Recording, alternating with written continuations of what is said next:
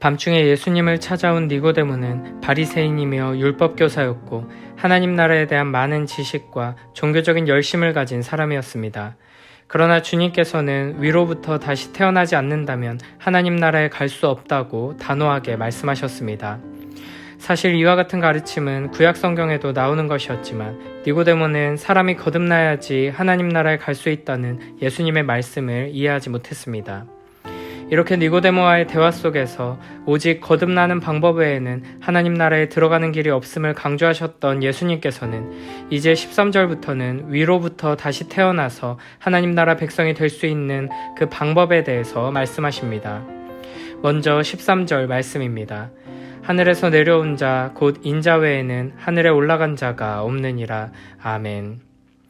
이 말은 땅에 속한 우리가 하늘에 올라가기 위해서는 우리 힘으로 할 수 없고 오직 하늘에서 내려온 자를 통해서만 하늘에 올라갈 수 있다는 뜻입니다.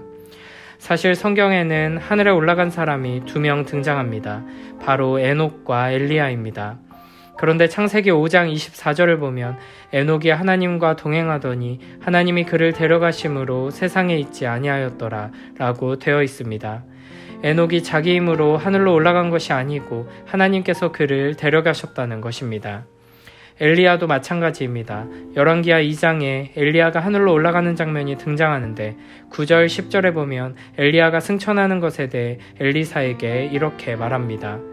엘리야가 엘리사에게 이르되 나를 내게서 데려감을 당하기 전에 내가 내게 어떻게 할지를 구하라. 엘리사가 이르되 당신의 성령이 하시는 역사가 갑절이나 내게 있게 하소서 하는지라. 이르되 내가 어려운 일을 구하는도다. 그러나 나를 내게서 데려가시는 것을 내가 보면 그 일이 내게 이루어지려니와 그렇지 아니하면 이루어지지 아니하리라 하고. 아멘. 엘리야는 하늘로 올라가는 것에 대해서 데려감을 당하는 것, 데려가시는 것이라고 표현합니다. 에녹과 마찬가지로 엘리야도 스스로의 힘과 능력으로 하늘에 올라간 것이 아니라 하나님의 능력으로 하나님께서 데려가신 것입니다.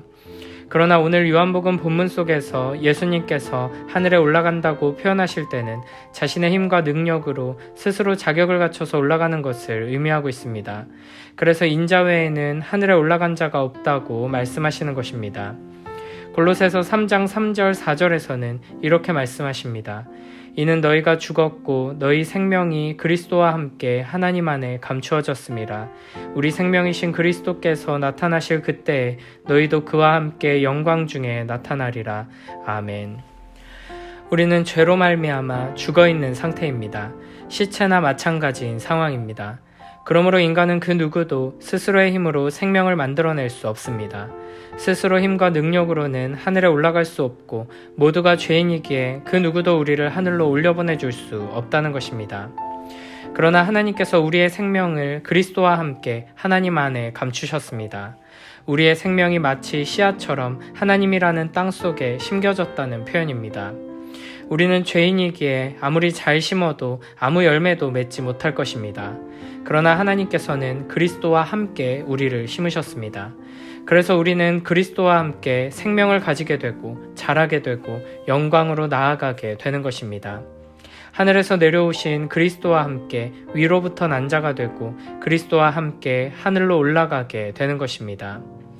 이렇게 예수님께서는 어떻게 위로부터 난 자가 될 수 있느냐는 질문에 너는 이러이러한 일들을 해야 한다라든지 이러이러한 일들을 절대 하면 안 된다라든지 하는 방식으로 답하지 않으시고 하늘에서 내려온 자, 곧 인자 외에는 하늘로 올라간 자가 없다고 말씀하십니다. 우리는 썩었고 죽었고 무능합니다. 그러므로 우리 안에는 하나님 나라에 가는 방법, 하늘로 올라가는 방법이 전혀 없습니다.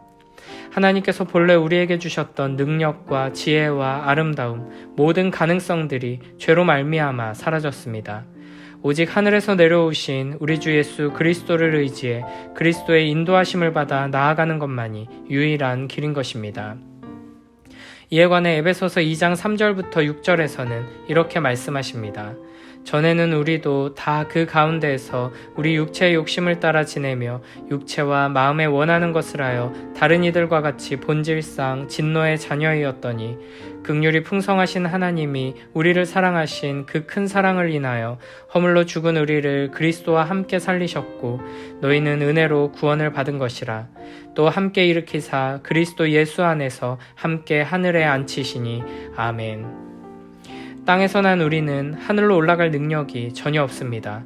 오직 하늘에서 오신 분, 우리 주 예수 그리스도만이 우리를 하늘로 데려갈 수 있습니다. 이제 14절에서는 그리스도께서 어떻게 우리를 하늘로 데려가시는지 그 비밀을 말씀하십니다. 이 말씀은 민수기 21장 4절부터 9절 말씀을 배경으로 하고 있습니다. 백성이 호르산에서 출발하여 홍해길을 따라 에돔 땅을 우회하려 하였다가 길로 말미암아 백성의 마음이 상하니라. 백성이 하나님과 모세를 향하여 원망하되 어찌하여 우리를 애굽에서 인도해내어 이 광야에서 죽게 하는가.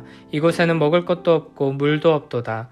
우리 마음이 이 하찮은 음식을 싫어하노라 하매 여호와께서 불뱀들을 백성 중에 보내어 백성을 물게 하심으로 이스라엘 백성 중에 죽은 자가 많은지라.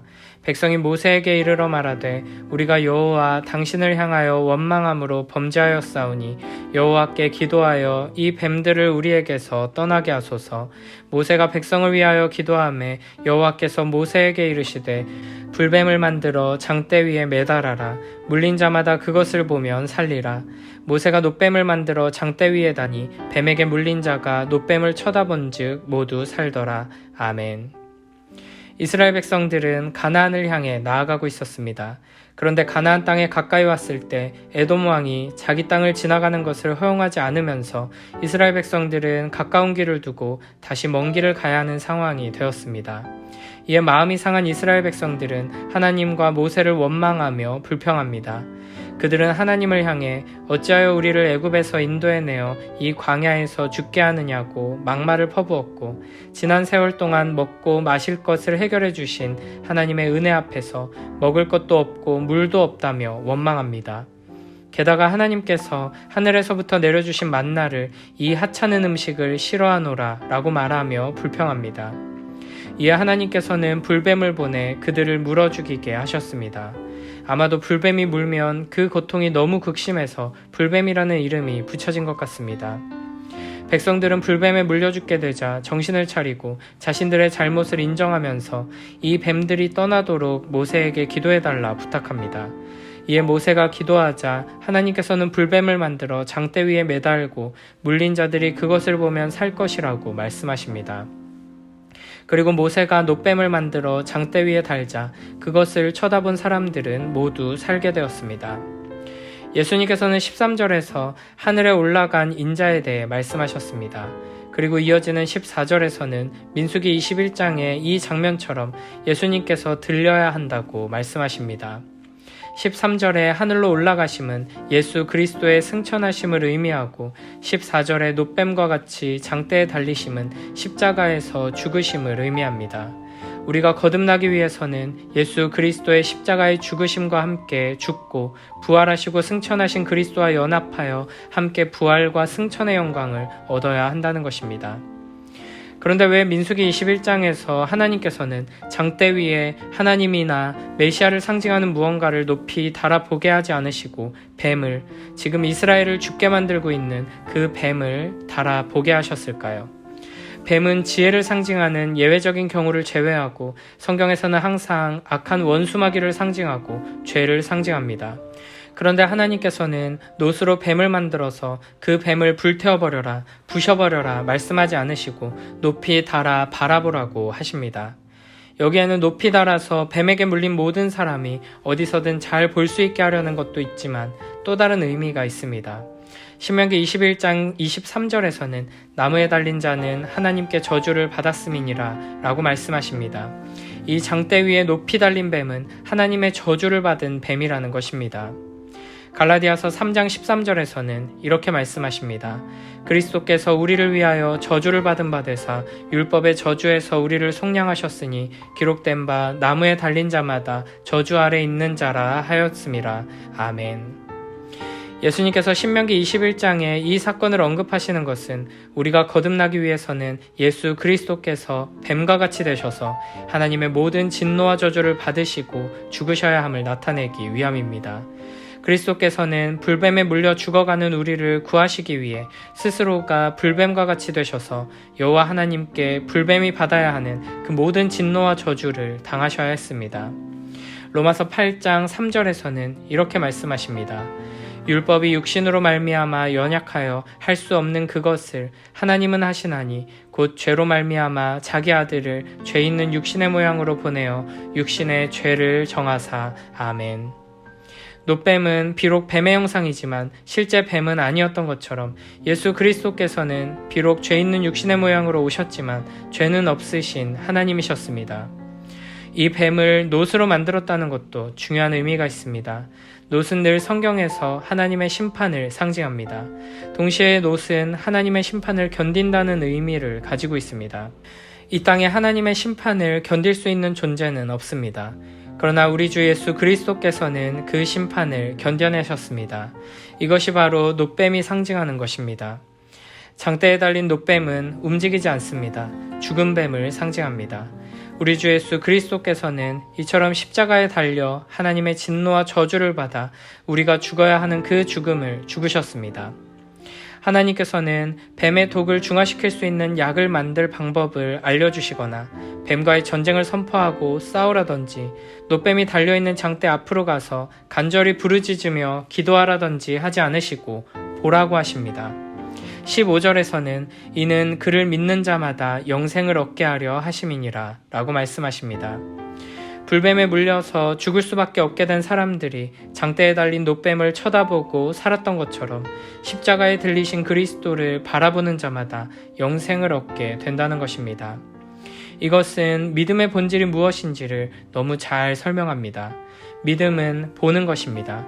하늘로부터 다시 태어난 사람, 거듭남의 은혜를 받은 사람에게 나타나는 영적인 감각을 가지고 십자가에 달리신 예수 그리스도를 보는 것, 이것이 믿음입니다. 하나님께서는 장대 가까이로 나아가라고 하지 않으십니다. 그냥 보라고 하십니다. 있는 그 자리에서 놋뱀을 바라보라는 것입니다. 뱀에게 물린 상처가 너무 커서 한 발자국도 이동할 수 없는 사람, 장대에서 너무 멀리 떨어져 있어서 다가갈 수 없는 사람, 온몸이 마비되어 움직일 수 없는 사람도 문제가 되지 않습니다. 그저 눈을 돌려 저 높은 곳에 달린 놋뱀, 십자가에 달리신 예수 그리스도를 바라보기만 하면 되는 것입니다. 놋뱀을 보라, 예수 그리스도를 보라 하는 것은 우리에게 어떤 행위를 요구하시는 것이 아닙니다. 그저 믿음을 요구하시는 것입니다. 하나님께서 이미 모든 것을 이루셨습니다. 예수 그리스도께 모든 진노와 저주가 부어졌고 예수 그리스도께서 우리의 모든 죄를 감당하셨습니다. 십자가 위에서 다 이루셨습니다. 우리가 해야 할 일은 없습니다. 우리는 그저 이 은혜로운 일하심을 받아들이고 영광스럽고 아름다운 십자가를 바라보기만 하면 됩니다. 이것이 그를 믿는 자마다 영생을 얻게 된다는 말씀의 의미입니다. 거듭나기 위해, 영생을 얻기 위해 우리가 할 일은 없습니다.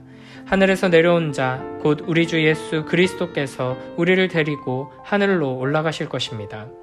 이를 위해 그리스도께서 십자가 위에 높이 들리셨습니다. 우리는 그저 그 놀라운 구원 역사를 바라보기만 하면 됩니다. 그 아름다운 사랑의 일하심을 바라보기만 하면 됩니다. 아기는 태어나는 과정 속에서 수동적인 역할을 할 뿐입니다. 모든 수고를 엄마에게 일임합니다. 구원도 마찬가지입니다. 수고는 하나님께서 다 하시고 우리는 그 사랑을 받기만 하면 됩니다. 우리는 믿기만 하면 됩니다. 물론 믿는 것이 우리 입장에서는 쉬운 일은 아닙니다. 우리는 부패하고 타락한 상태이기 때문에 하나님의 이 놀라운 사랑과 은혜를 그대로 받아들이는 것이 어색하고 어렵습니다. 오히려 하나님께서 이러이러한 것들을 해내야 한다, 이런 수고를 감당하고 이런 것들을 지켜야 한다고 말씀하시면 더 쉽다고 느낄 것입니다. 봉사 시간을 몇 시간 채우면, 신앙생활을 몇 년을 하면, 헌금을 얼마를 하면 구원을 얻는다고 정해주시면 훨씬 마음이 편할 것입니다. 그러나 주님께서는 너희 힘과 능력으로는 불가능하다, 너희는 거듭나야 한다 말씀하십니다.